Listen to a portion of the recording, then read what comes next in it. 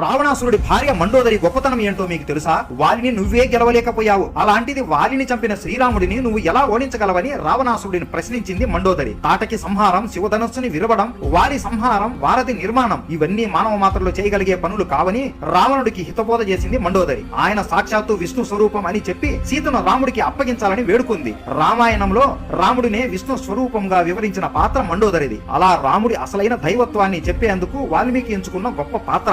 రావణుడు తన మరణం తర్వాత తన శరీరంతో పాటు సహగమనం చేయాలని మండోదరిని ఓసారి కోరాడు. అందుకు మండోదరి తను చేయలేనని చెప్పింది. అందుకు కారణం తనకు వృద్ధాప్యం మరియు మరణం లేని వరాలు తండ్రి ఇచ్చాడు అని రావణుడికి చెప్పింది. మండోదరి కొడుకు ఇంద్రజిత్తుకి తొలి గురువు మండోదరే. మేఘనాథుడు, అధికారాయుడు, అక్షకుమారుడు మండోదరి కుమారులు. రావణ సంహారం జరిగిన తర్వాత రాముడు విభీషణుడితో మండోదరిని వివాహం చేసుకోమని సలహా ఇచ్చాడు. శ్రీరాముడు చెప్పినట్లుగానే విభీషణుడు మండోదరిని వివాహం చేసుకుని లంకా నగరాన్ని ధర్మంగా పాలించాడు. ఇప్పుడు అందరూ చెప్పండి, జై శ్రీరామ్.